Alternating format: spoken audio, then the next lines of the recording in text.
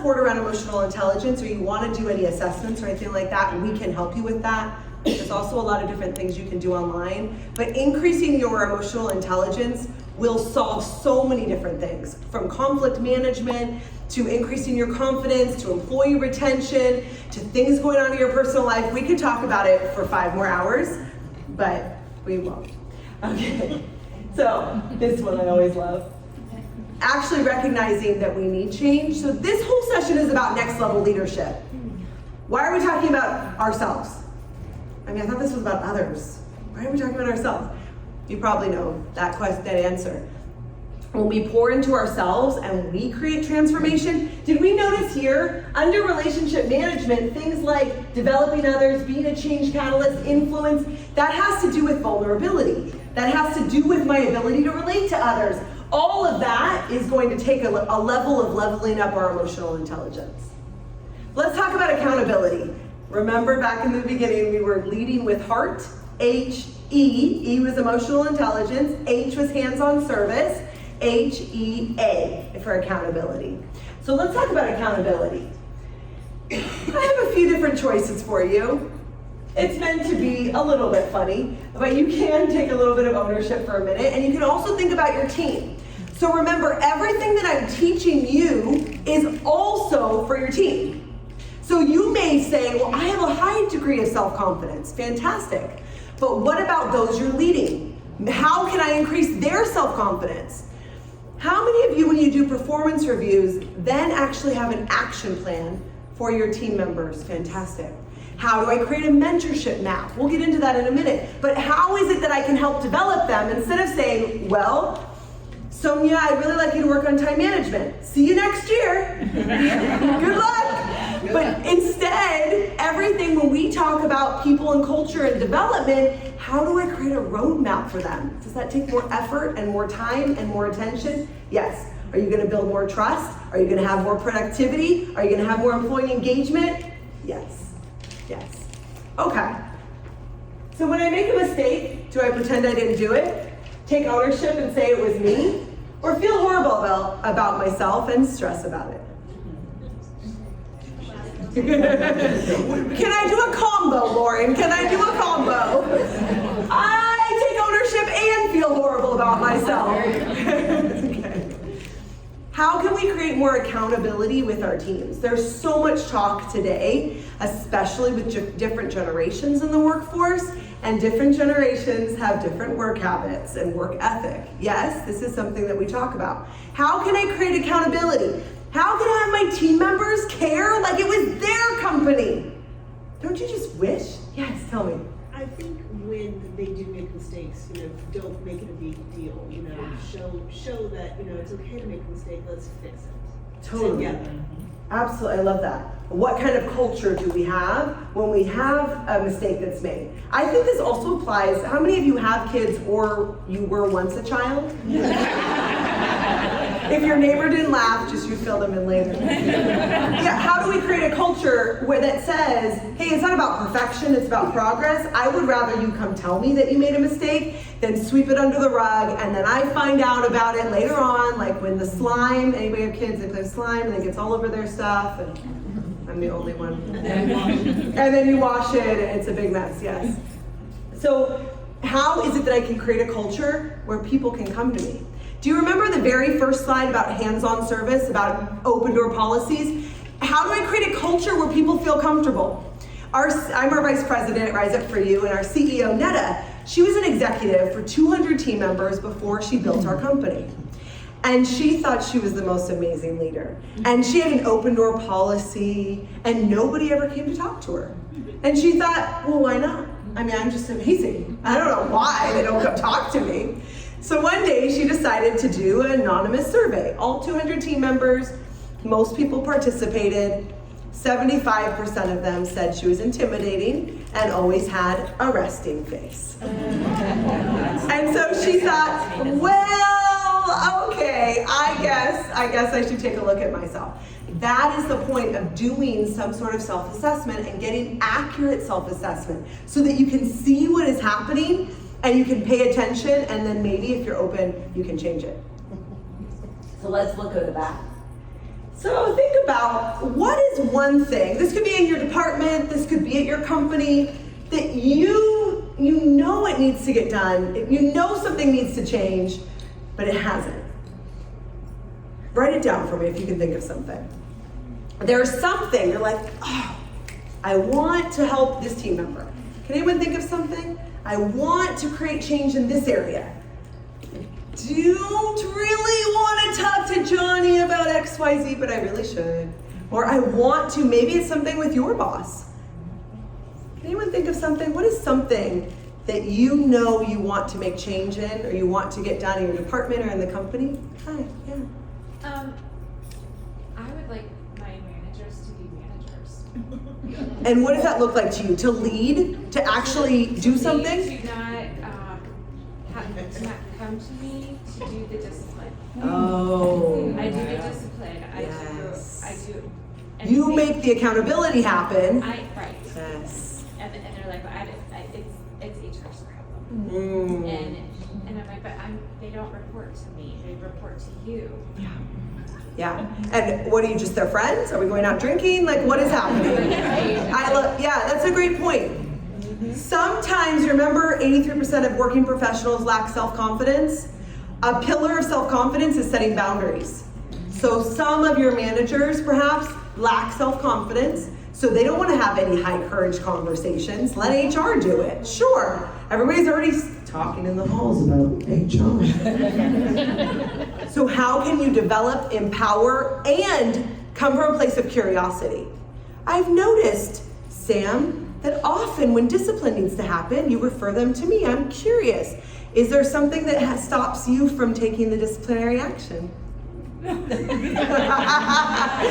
don't do it with sarcasm, but there is a way that you can have curiosity conversations. Sometimes they don't realize it, and sometimes all the other managers are doing it, so I guess that's the way we do it here. Absolutely, I love that. That's something that you could create, that's something you could change. Because also then, they would be better leaders. They would be better managers. They would actually be leading instead of just managing. Good one. Sometimes, we talk a lot about in high courage conversations with our clients, when somebody comes to you and says, Lauren, I just want to let you know that Mike over in IT is doing blah, blah, and blah. Can you help me handle it? Okay. That's not like a super difficult conversation, but we can have that conversation, yes? We're gonna go to Mike, we're gonna see what's happening, we're gonna see what we can do. But what happens when they come to you and they say, Lauren, you are rude. You cut me off in the meeting. Has anybody had somebody come to them and really been upset at you as the leader? That's a more difficult conversation to swallow, to have emotional intelligence, to be able to have back pocket phrasing that says, I hear you, I want to talk about this, my blood is boiling right now, so can we have this conversation? Let's talk tomorrow at 9 o'clock, for example. How many of you have ever gotten an email that needed some emotional intelligence training? Okay, pretty much everybody, yes? Taking a moment, having your own self-management tools or venting session or taking a kickboxing class after work, and then saying, I got your email. Sometimes this isn't even with your team. Sometimes this is with a client or a customer, depending upon the industry you're in. Giving a cooling off period, but acknowledging, I got your email. Can we meet about it tomorrow at 4 o'clock? I don't have capacity to deal with it until then. That's having good emotional intelligence. Because sometimes, how many of you say you have a client who's upset or a customer, etc., and you're in the middle of another crisis, yes? And they think their crisis is the only crisis that matters, and really it's you're out of Coke in the vending machine. I totally hear you. I would like to address your unimportant situation, and can we talk about it at 4 o'clock? That's having emotional intelligence. That's also having confidence that, yes, I can resolve your issues, and we need a little bit of space. This is one of my favorite things. If you have direct reports, or you lead people and they have direct reports, or maybe you'll have direct reports in the future, I want you to think about your team, not to label them, but only to create a growth map. So I want you to think about those you lead in the red bucket, yellow, or green. which of the categories of people do you think you spend just subconsciously, by default, the most amount of time with, or you want to spend the most amount of time with? People in the green bucket, yellow, or red? Green. I'll explain what each of them mean. The problem is that most of your employees that need the most support are in the red or yellow buckets. The reason they're buckets is because A, we don't like to box people in, but it's simply to notice where people are at so that you can literally spill them into the next bucket. Get them to move, get them on this trajectory so that they can go to the next level in their development. The green bucket maybe is 10% of the people that you're leading. So if you have 10 direct reports, maybe you have one. The green bucket are the people when you go on vacation, you totally trust them, they can take over. You have a high level of trust with them. They also are very productive. They're very self-motivated. They're pretty much like your dream employee. Most people are not going to be like that, yeah? The yellow bucket, they need support. They need some level of engagement. They need you to help pour into them. Can you create those state interviews with them? Can you make a plan after their evaluations? What development tools are you giving them? Or if you don't have capacity, maybe you outsource to their development. And the red bucket, you don't really trust them. But how is it that you can develop them? As you know, employee turnover costs a lot. So unless they're literally stealing from the company, how can you develop them and move them from red to yellow to green? Here's a little bit more about each of them. This is the red bucket. They're valuable, but not necessarily forward moving in the company. You're connected when communication is needed, trust is minimal, but they do need your support. So how is it that you can support people in that bucket? The problem is that, you don't really like them.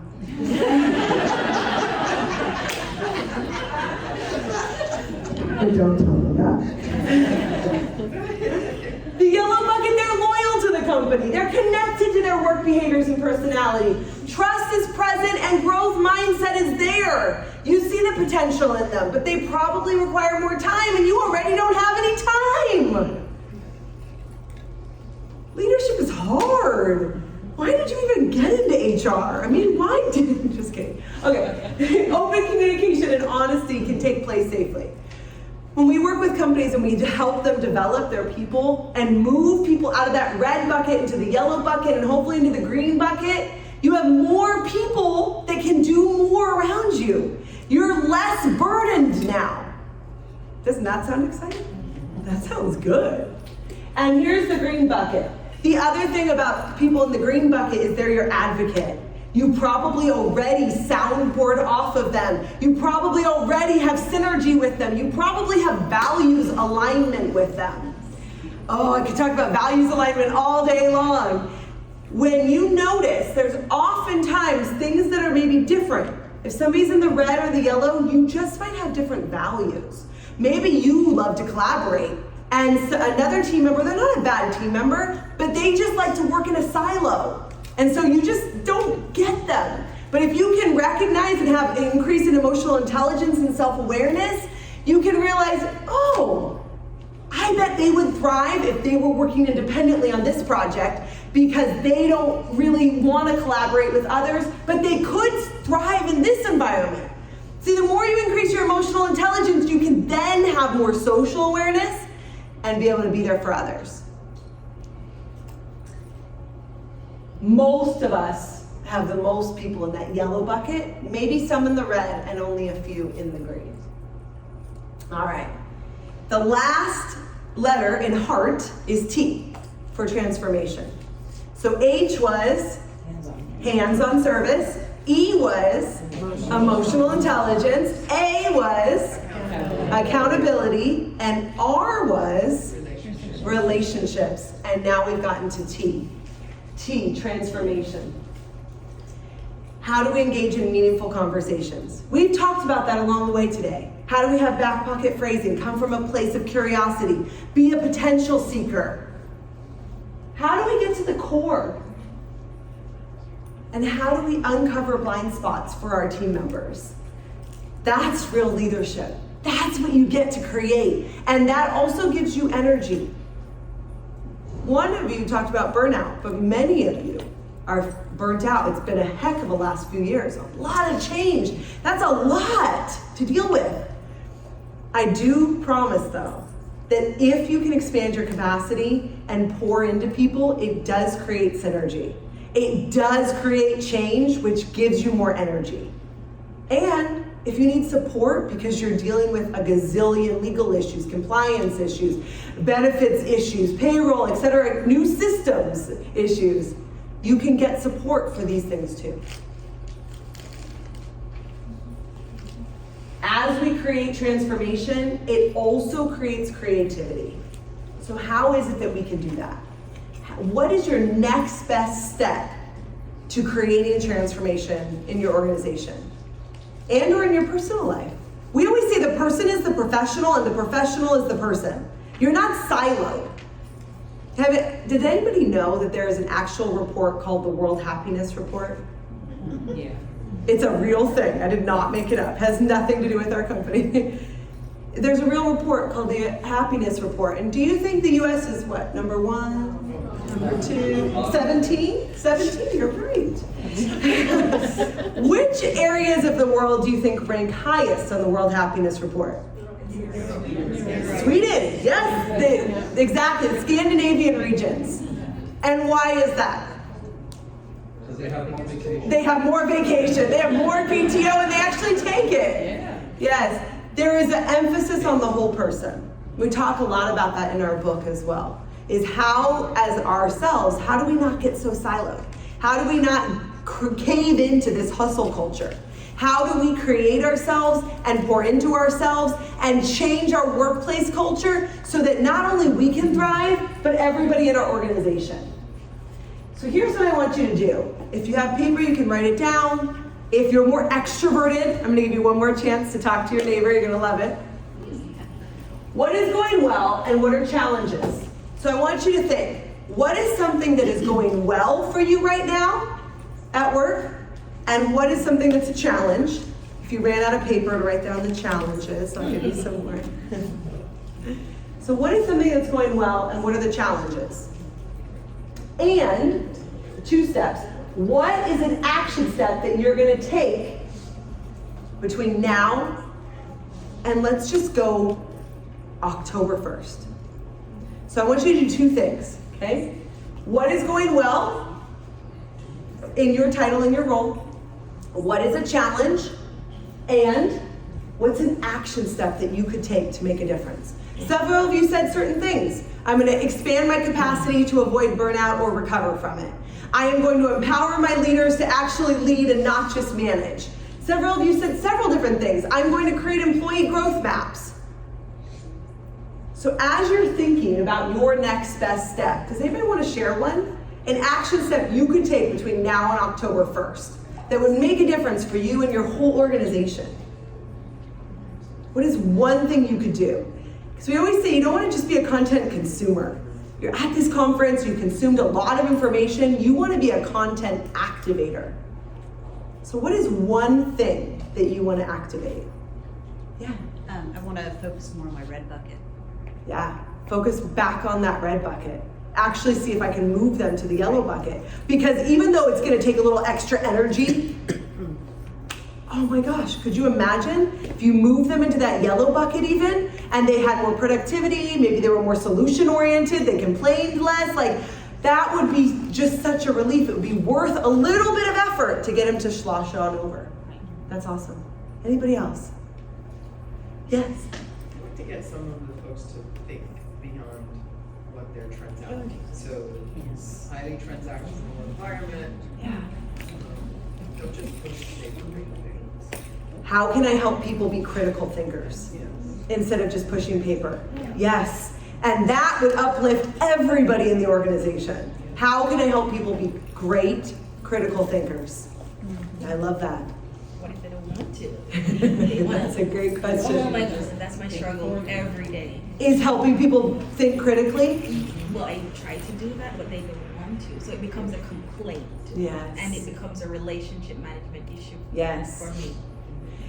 I hear what you're, let's say they're coming to you, right? Oh, yeah, I hear that. I hear that complaint. What would be what would be the next best step that you could do? Well, I don't know. I have no idea. You solve it.